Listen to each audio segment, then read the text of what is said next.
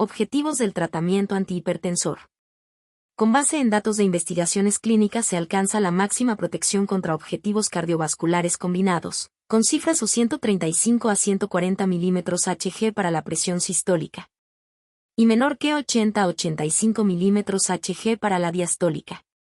Sin embargo, el tratamiento no disminuye el riesgo de enfermedad cardiovascular al nivel de personas no hipertensas. Acorde con un metaanálisis reciente, la magnitud de la reducción proporcional en los incidentes cardiovasculares es muy consistente, al margen de la morbilidad concomitante basal. Aunque el beneficio absoluto del descenso de la presión sanguínea es mayor entre personas con el mayor riesgo de incidentes cardíacos. El grado de beneficio derivado de los antihipertensivos se relaciona con la magnitud del descenso en la presión sanguínea.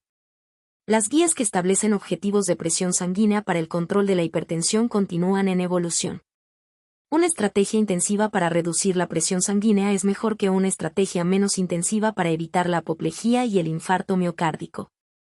Por ejemplo, el estudio SPRINT estudió 9.361 sujetos 50 años de edad con riesgo alto de incidentes cardiovasculares. El control intensivo de la presión sanguínea sistólica o 120 milímetros Hg, redujo el riesgo de incidentes cardiovasculares y la mortalidad en 25%. Comparado con un control menos intensivo, presión sanguínea sistólica 135 a 139 milímetros Hg.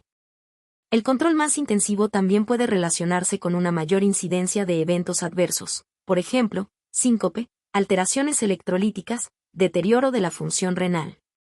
Y los estudios recientes sugieren que los beneficios del descenso intensivo de la presión sanguínea rebasan los riesgos. No obstante, el efecto absoluto del control más estricto es relativamente pequeño. En el análisis final es necesario mantener una vigilancia cuidadosa de los pacientes y la toma de decisiones clínicas debe ser individualizada. En diabéticos, el control eficaz de la presión arterial aminorará el riesgo de problemas cardiovasculares agudos y la muerte y también el de la enfermedad microvascular, nefropatía, retinopatía. Varios límites han sido recomendados como guía para el control de la hipertensión en pacientes con diabetes tipo 2, 140/90, 140/85, 130/80.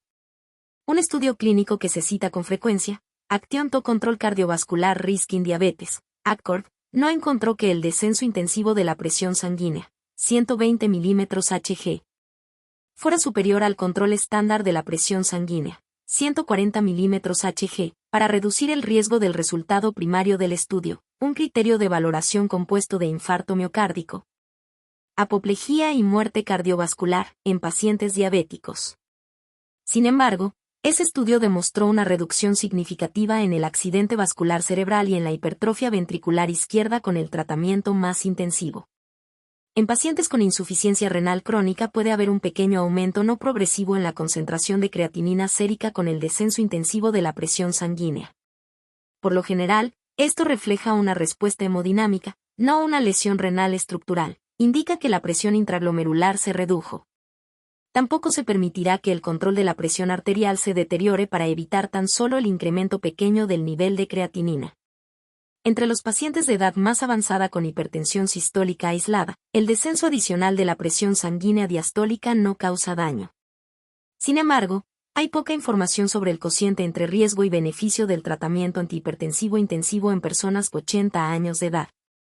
Y en esta población puede ser apropiado el descenso gradual de la presión sanguínea hasta un objetivo menos agresivo, por ejemplo, 130 a 150 milímetros Hg. Para alcanzar los objetivos recomendados de la presión arterial, la mayoría de los hipertensos necesitará recibir más de un fármaco.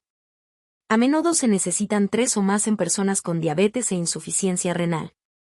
En el caso de muchos fármacos, la disminución de la presión arterial con la mitad de las dosis corrientes es cercana a 20% en comparación con las dosis ordinarias.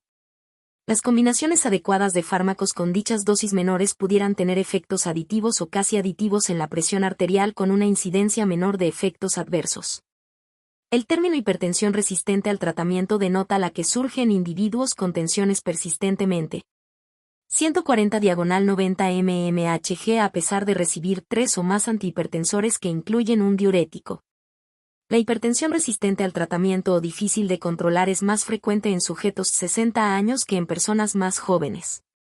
Dicha forma de hipertensión puede depender de pseudoresistencia, cifras altas medidas en el consultorio y bajas en el hogar, incumplimiento del tratamiento, causas identificables de hipertensión, que incluyen obesidad e ingestión excesiva de alcohol, y el consumo de cualquier tipo de fármacos que se obtienen sin receta o con receta. Cuadro 271A3.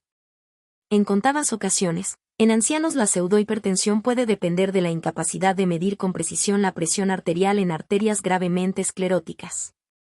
Dicho problema lo sugiere el hecho de que persiste el pulso radial palpable a pesar de la oclusión de la arteria humeral por el manguito, maniobra de Osler. La presión real se puede conocer por medición endoarterial directa. La valoración de sujetos con hipertensión resistente al tratamiento deberá incluir la medición seriada de la misma en el hogar, para saber si las tensiones medidas en el consultorio representan la presión usual. Habrá que hacer una valoración más extensa en busca de una forma secundaria de hipertensión si no se vislumbra otra explicación de la resistencia tensional.